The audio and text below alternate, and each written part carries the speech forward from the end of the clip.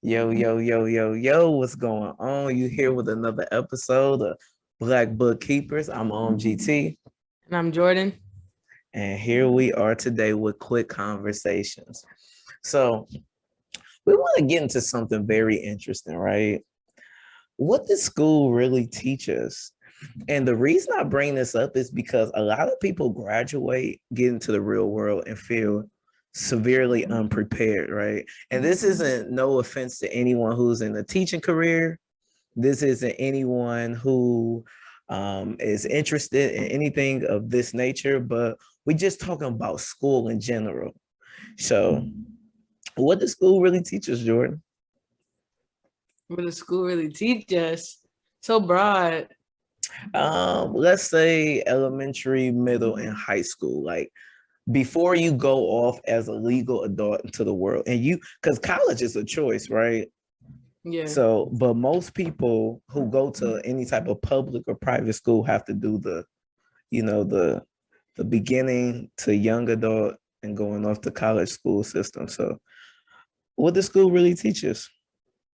Well, it's supposed to teach us, I would say, basic skills such as reading, writing properly, and math. But I think it has its flaws. So, but as for real world experience, I don't think a lot of students get that in high school and below. I definitely have to agree. And it's funny because we say, school teaches the fundamentals, but if you really break it down, it seemed like the teacher really um, teaches the fundamentals, right? Because I learned from a teacher. I had teachers throughout my school years, and they were the ones that sat one on one with me. So that to me, that just means that humans can teach humans. Like we don't need this specific building, this specific place that we all go, that we all have to sit down for hours and hours at a time to really teach us anything because a human being taught us something. So you're basically saying what the structure of school isn't really necessity? I don't think so. I don't think so. And I know that sounds like a very bold thing to say, like maybe controversial, but if you really think about it, humans teach humans. All right, this building, this industry doesn't teach us. Human beings teach us. Another person taught us. I was in class with another person, so I just feel like that's something that I didn't necessarily have to go. If we didn't live in this world that demanded us to pay bills and have to work, our parents could teach us. And parents can have the free time to teach us and let us know and how to conduct ourselves and how to really prepare us for the world. But yet we go here, right? And most schools last for like 8 hours in preparation, right? So I just always feel like humans teach humans and not necessarily the school. Um, but I do Okay, want so to go ahead. so I wanna redo my answer. After listening to what you said about the homeschooling, another huge thing, because I plan on being a parent that when my kid comes home, maybe not 5 days a week, but maybe like once or twice, maybe even 3 times a week, I plan on teaching them real world knowledge and structure. Basically, outside of the school structure, I do plan on teaching them, but I still want my kid to go to school because there's a social aspect of it. Kids that go to school learn how to interact. What would be the word? I'm slipping on my words, but do you see what I'm saying? Like it's so they're learning social behavior, they're learning how to interact with others. So You outside of the academic aspect, they're learning behavioral skills. okay, that's interesting because Yeah. for me on the other hand, I plan to homeschool, right? Oh, do And you? yeah, yeah.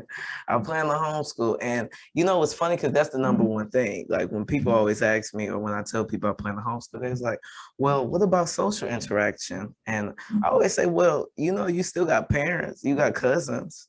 You have I knew how to social interact before I went to preschool, before I went to elementary. I know tell my dad I'm hungry. I'm ready to go to bed. I have brothers, I know how to talk to them. So I find it interesting that a lot of people a lot of people, and that's a concerning thing, right? You want to really know, but when I was in school and when I was around other kids, the social aspect, I was seeing other people's households as well.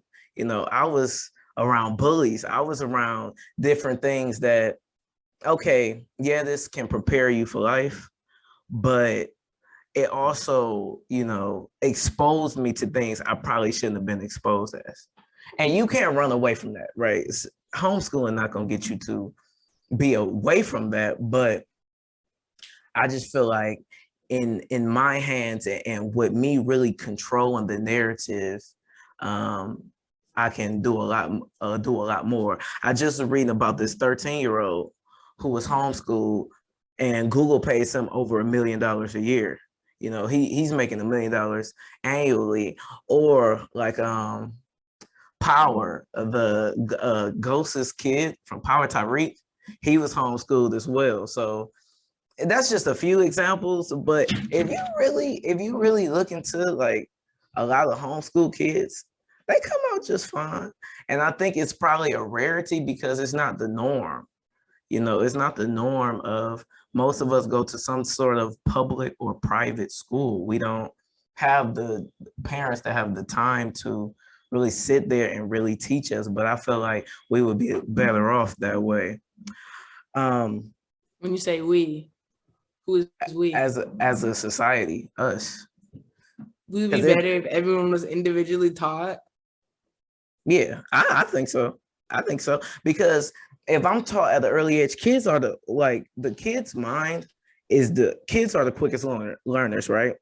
So it isn't this thing where you have to break up portions. But I do feel like if we spent more time learning budgets, more time learning how to eat, grow our own food, eat properly, spent more time learning how to take care of our body physically, like those as main topics, instead of Pythagorean theorem or the volume of a cylinder or all the other stuff that I don't use today. I feel like once we got 18, okay, well then we exist in differently. Even when I was reading about like the civil rights movement, a lot of people got killed in the civil rights movement, like Fred Hampton. He was 21 and he had a plethora of knowledge. A lot of doctors and lawyers and these people who went to school, they were doing this in their 20s. They were graduating early. Martin Luther King, everybody was graduating early. And there wasn't this, we didn't even have good quality of schooling. We taught ourselves. We were self-teachers. So I don't know, that's just my stance on that, but it's pretty interesting to find how people have different opinions regarding the topic. Yeah, this might be the first thing we disagree on, honestly. But I just don't, and then I'm not okay with, like I said, I spent years in school personally, and I just feel like at the end of the day, I was taught the most myself, through reading. And if my parents had the resources, the investments in place, and things of that nature where they didn't have to work a job, they could have taught me well more. They could have taught me, business things. Like, this is a new thing for like school. I mean, school isn't new, but even the civil rights era, even when we had land and farm, it was certain things that we didn't need to get taught about.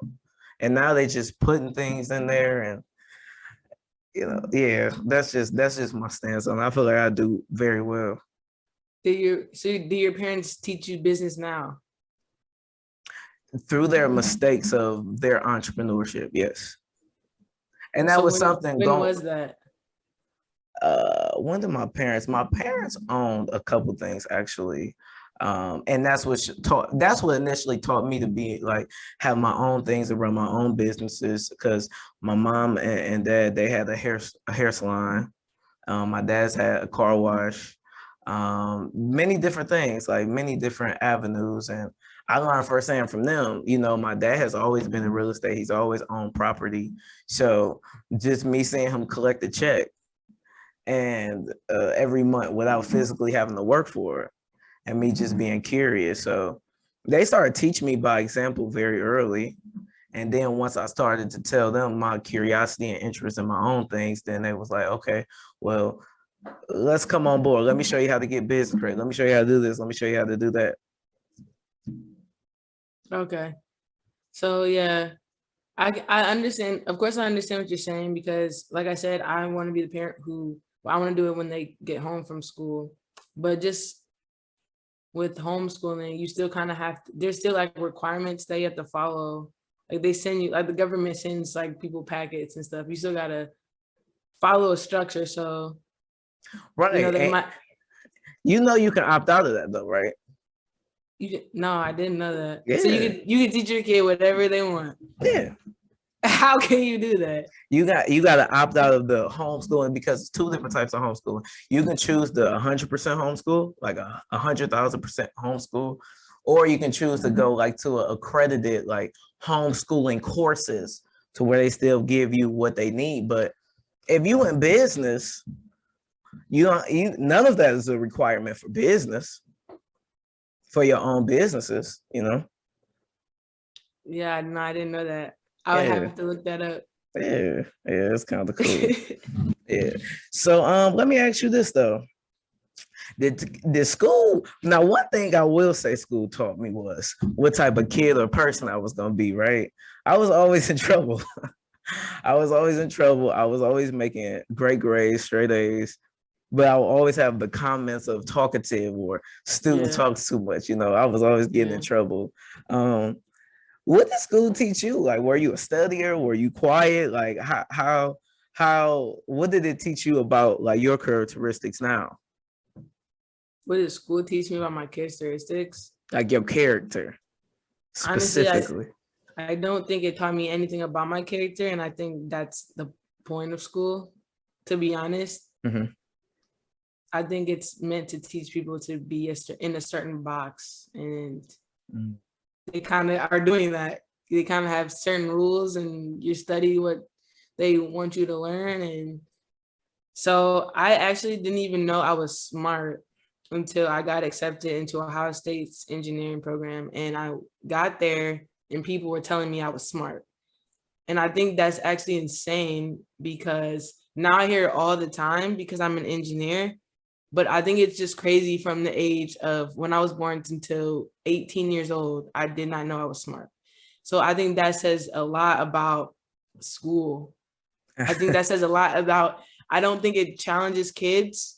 I don't think it's meant to tell kids they're smart unless, I don't know how they choose the gifted people. I was never in a gifted math class, even though I know people who were in the gifted math class and they didn't finish engineering and I did.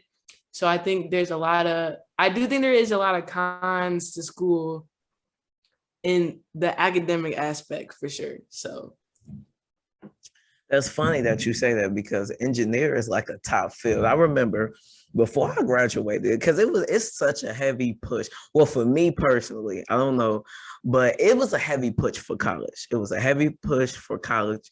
And I remember I would have mixed reviews from older adults. Like some people say, okay, well, follow your passion.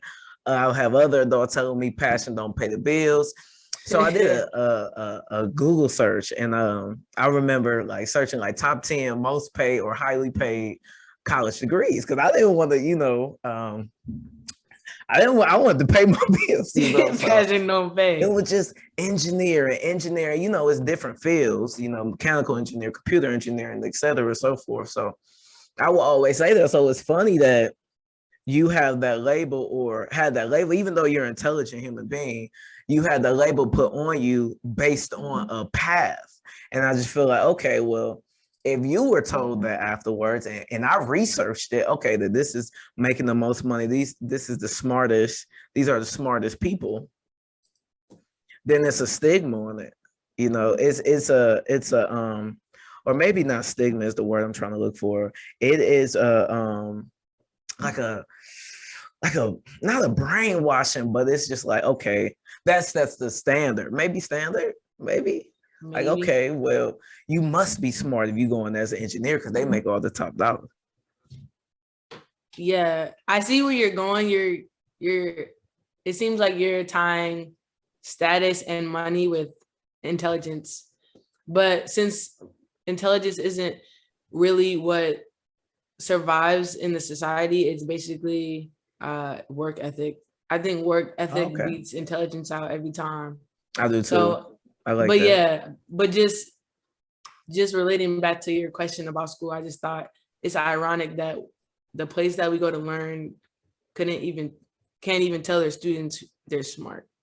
So So what was it? So do you think it was like, okay, so when you were seeing your tests come back and your grades come back, there still wasn't no indication, or you like, I mean, we went to a top public school in this, like they wasn't like top high school, but I mean we went to a high school where, you know, I feel like honor student was kind of normal. So I feel like the people who they say, like, you know, who they were saying was smart in school, like it was like the people who had like 4.1s and stuff. So I had a regular GPA. I think I had like a 3.6.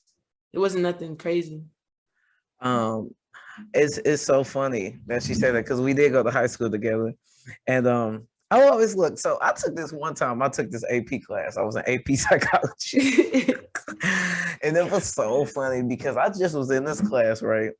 And I was with some of the smartest kids in my grade, and they knew me. You know, I was kind of a comedian, you know, but I never really played about my grades.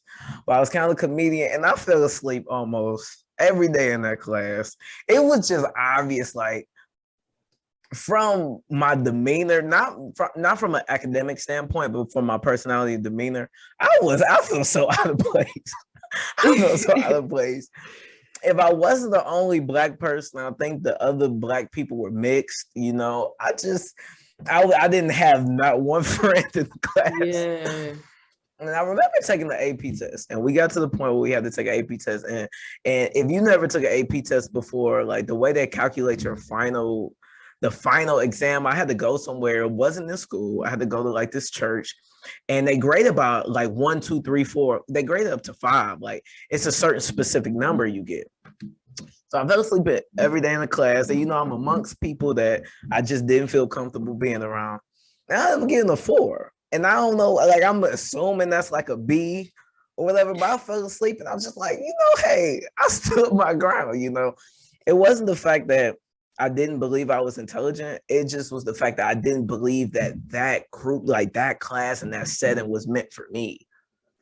I didn't need them or that test to prove I was intelligent. I kind of knew it, but being amongst them, they all was like, I don't know, like, no offense if you're watching this, but they was kind of snobbish. They didn't want to be around.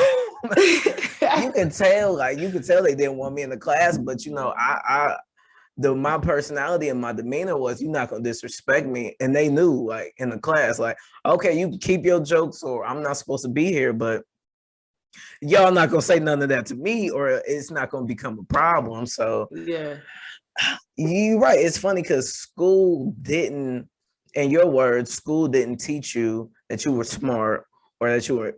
You right? Is that just to paraphrase correctly? Yeah. And it's funny because with me, school didn't, like, that wasn't, those weren't my proof, because I was amongst the highest GPA. I was amongst the top dogs, and still, like, that didn't, I still knew I was intelligent. The energy and the people at the top, they didn't I didn't need them to prove within me. So school didn't prove my intelligence either. I think another thing is, I don't think school even shows intelligence, honestly, because basically if you can if there's two people next to each other and one is intelligent by, first of all, we would honestly have to define what intelligence even is, because in the book that we read, EQ, saying EQ is part of intelligence. Right. But if we're talking specifically IQ and tests based on how fast you can learn, if two people are next to each other and one has a proven higher IQ through test, if the other person studies more and actually takes the time to learn the material to a T, they can still have higher grades and better grades than the person who's more intelligent. So that's also something to look at, with another reason why I feel like the school system is a con, because it's not even who's more intelligent gets better grades, it's who puts in more effort. Right, And right. so So I love that. So basically, um, at the end of the day, if I'm understanding your message correctly, at the end of the day, what you put in to anything, right, is what you're gonna get out. exactly. So it's not this measurement of, okay, well, I can do this test faster than yours, but what if my system, like, what if I have a systematic approach to learning or even understand the material? I can outbeat you. So it Exactly. isn't this measurable chart. It's basically on how I utilize what's my systematic approach and what I put into something, and how it best affect me. And it's funny because you ever heard the phrase? It's like a phrase or a quote, and it says, "Everyone's intelligent. If you judge a fish on how to climb a tree, of Yeah, course it'll be exactly. dumb." Yeah. And I feel like, okay, so that's where it kind of applies to, because She's go ahead. never mind, go ahead. But yeah, so I love that, because it isn't this one all be all way. It's just you have to use what you have, like, all around you, and make it make sense. That's what I feel like. And that's another problem. Like, early on, I feel like, or okay, let's take it outside, right? Let's say for college, right? So college is optional. College is something that you choose, that you want to go to, right? But if I choose, and this is just my belief personally, I feel like if I choose to be a doctor, from day one to the day I graduate, I should learn all doctor material. And I say that to say this: if my interest is not in geometry, if it's not in something that doesn't directly affect the field that I choose to go through, I can't promise you award-winning grades. I can't promise you interest. I can't promise you all these different things that you need from me to be a student, because this is not what I want to do. Now, Yeah. I'm not saying if I want to be a doctor, put me right on the operating table. Okay, maybe I still need to do some studying. Maybe I still need to learn. Maybe I still need to do years of understanding, research, etc. But from day one to the day I graduate, I just truly believe in letting someone only study material that's relevant to what they want to do. When I have to pay for a freshman class to learn about the college, or when I have to pay for things, right? Because it costs, it's not free. When I'm forcefully have to pay for things that I don't want to do, I'm not interested in, I might not even be good in.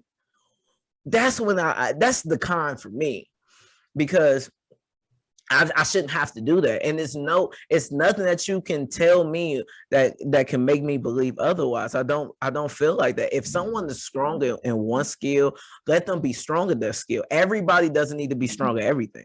I truly believe, and that's why group work, like coming together, intradynamics, when we all, you play that strength, you play that strength, you play that strength. Like when even in business, okay, well, maybe I'm not good with fixing the cars, but I'm good at organizing or operating this. Leave me at my strong suit. Let me focus on what I believe in. Let me focus on what I enjoy. What okay, I don't need to be well-rounded if I have a great team, if I understand dynamics, if I get along good, if I have a great Yeah. personality. So that's like moving in, or moving on to another form of school. So did you take any literature, any type of art, anything that didn't directly have to do with engineering? Yeah. So coming in freshman year, you have to take all the basic stuff. So like English, history, economics, stuff like that.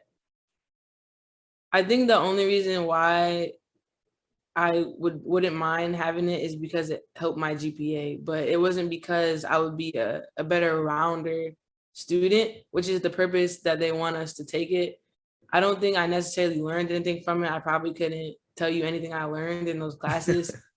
So in the aspect of wasting time, it probably wasn't helpful, and it probably was not utilized to my time and what I do now. But for someone who just wants to help their degree, like their GPA, then those are good classes.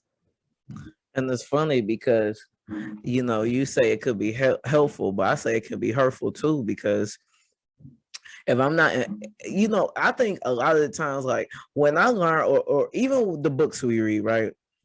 A part of you has to be invested into what you are reading or learning. Yeah. And you know us, you know, when you've read a book or two here, they can become easily boring. They can be Yeah. oversaturated with words just to kind of make the book thicker. It gets to a point where, you know, it's easy to lose my interest in it. And Yeah. I feel like, you know, dealing with people or having friends, and my friends in school, wasn't the top grade achievers. You know, some of them made decent grades, some of them made good grades, but it wasn't no, you know, really straight A students amongst my peers, and their interest just was not there. And this is going back to high school, right? So when you give a person, okay, here you go. This is like a mini college is like a mini society, right? I think even in the word itself, if you look at the root word origins, it relates back to a mini society. You give me all this freedom. I'm around, and it comes back to discipline too, right? We don't want to leave that off the hook, but I'm a kid. I'm experiencing freedom.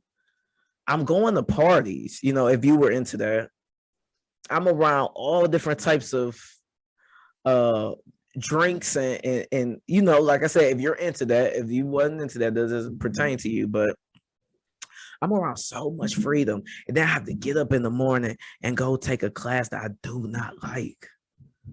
Yeah. I can see it. Okay, it can help some people, but I see it help hurting others too. And when we get into hurting, okay, my GPA is down. Now, okay, so now I'm limited on those grants and scholarships, because well, a lot of, you know, scholarships, they're looking at your GPA. If you Yeah. got a 2.0, I hope you're a left-handed black woman. Because you know it gets scarce. And okay, Yeah. and it's like we penalizing kids, right? Because that's what we are, 18 kids. They say young adults, we still kids. Yeah. But I can see it hurting them too. So, Yeah. I agree. and it's funny because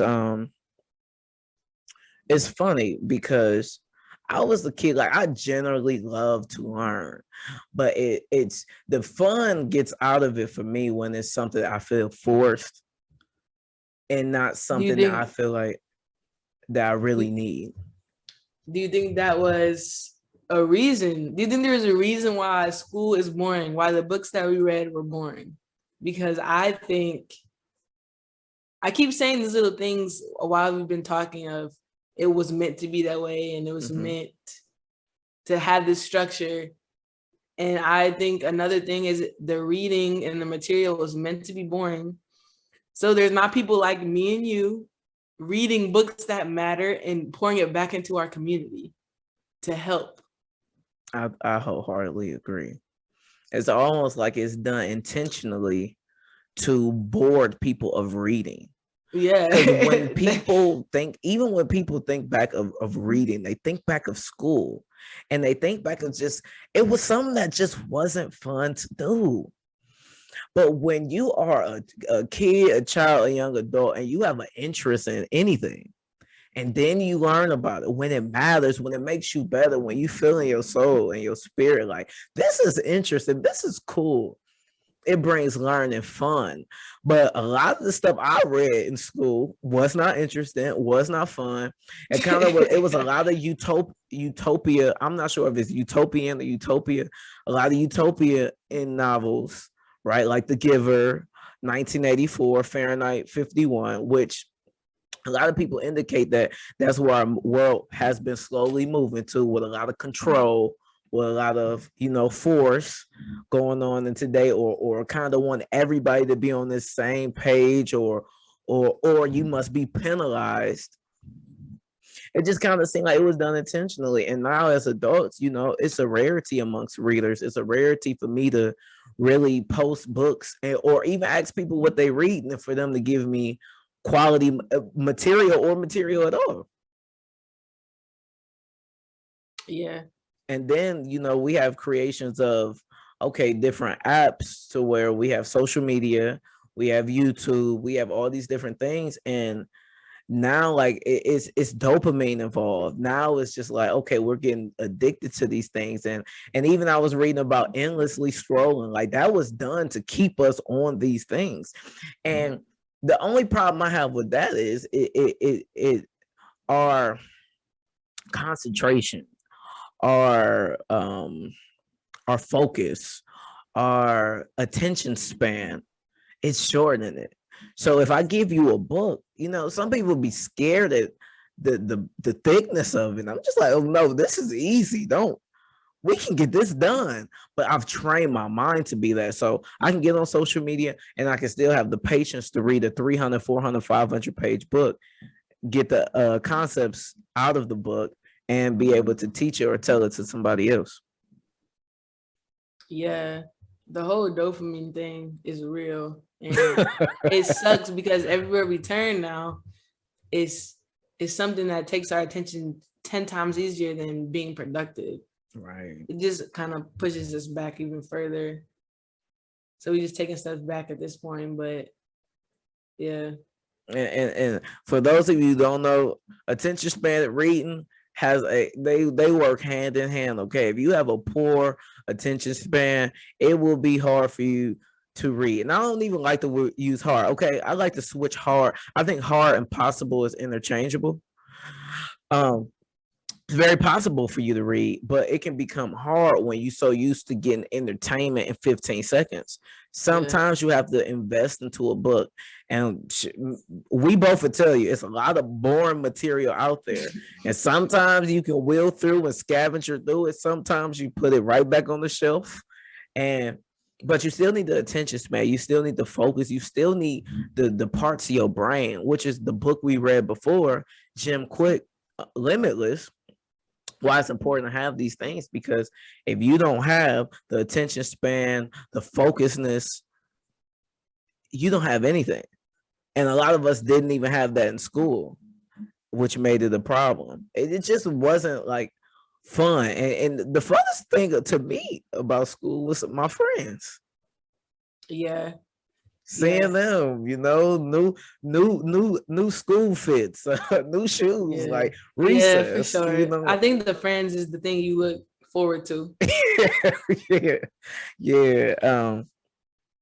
But no, so overall, what I will say is this: school taught me, you know, to really think outside the box. You know, they wanted to, I feel like, you know, a lot of times the curriculum and how the structure really is wants you to think inside the box, but we think outside the box too. And that's what got me questioning it, because, you know, a lot of people leave school with a high school diploma. And when we first graduated, they made it seem like that was a big deal, but they really don't have the quality. They didn't graduate with the qualities of life for life. They didn't graduate with the qualities for life. You know, they didn't graduate with a true understanding of how to come in this world, how to be impactful, how to bring your purpose about, how to work, how to manage money, how to invest. And it may have been classes offered, but I feel like these should be topics. I don't feel like these should be classes. I feel like there should be topics discussing, like, okay, yeah, we had a gym class, but we weren't really taught how to take care of ourselves, how to put down the processed food. Why shouldn't we be eating this? What is in these things? How to read an ingredient label. It's not reading the front of the damn box and look at the back. I don't care what it says, it's fortified in. If you don't see the ingredients, it's not there. It's not there. So overall, I don't feel like school, I won't say it's not necessary, but I feel like we need to keep in mind that humans teach humans and not necessarily a school. What about you? Just for closing remarks, and also piggyback on the humans teach humans, because when I retire, I do want to actually be like a substitute teacher. But I think a huge thing, kind of what you said, is learning to think outside of the box. I think the teachers that are here to uplift our people and our community need to remember that even though there's a structure within the school system, it's up to you on an individual level to have children be able to think outside of the box, like you said, different ways of thinking, maybe recognizing when the student is uninterested and figuring out ways to kind of help that and combat that, and also uplifting our people, because as I said, like I didn't even know I was smart. So I think it's up to the teacher to kind of get certain students on the right path, and that will help us a little bit more in the real world when we step out into the real world. So okay, last question. I'll probably put this before this part. Do you feel like the topics, the main topics of school will change? Like, do you feel like it will ever be a time where they say, you know what, we're gonna redo this? We teaching people how to create businesses, how to get your LLCs, how to invest in yourself. What is true investment? So when people go sign up for a 401k, they know exactly what they signed for, whether you like it or not. Do you feel like it'll ever change, or do you feel like it will be the same math, social studies, and what do you no, say? I don't think it will ever change.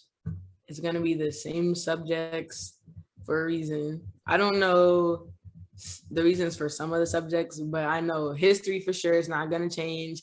As we saw that school in Texas trying to get certain stuff chopped out of the history books.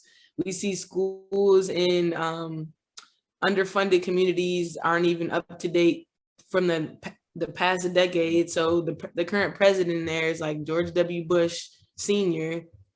So there's no, and even if they were updating the school books, which they actually might be in certain districts and areas, private schools, the rest of us wouldn't know about it, and that's why I don't know about it if that is true. Mhm. I think certain areas in the US are going to have access to better knowledge, as it's always been throughout history, and underfunded schools, typically made of our communities, will be stuck with the typical learning material that's boring and uninteresting.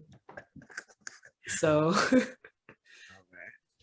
So all we but have in to say, those are the communities where we need our people to step in and be teachers most, which again is another reason why they make the pay at those districts super low, because people don't want to take those jobs. But I can go on and on with this subject of why I feel like we're in such a deep hole and why we're so behind.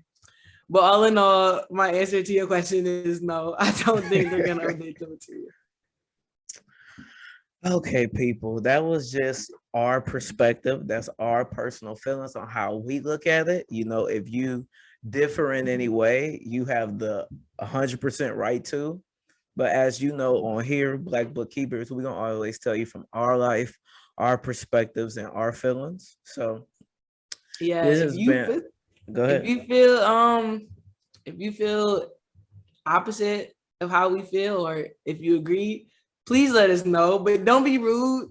We can have an educated, adult-like conversation and debate and discussion. But let us know how you guys feel about the school system. And let us know. And if you feel like we missed any points, if you feel like it's another point that we missed that adds to the argument, let us know in the comments. You know, I'm always trying to expand on my key points. So let us know how you feel in the comments. This has been another episode of Quick Talks from the Black Bookkeepers, and we are out. Hey.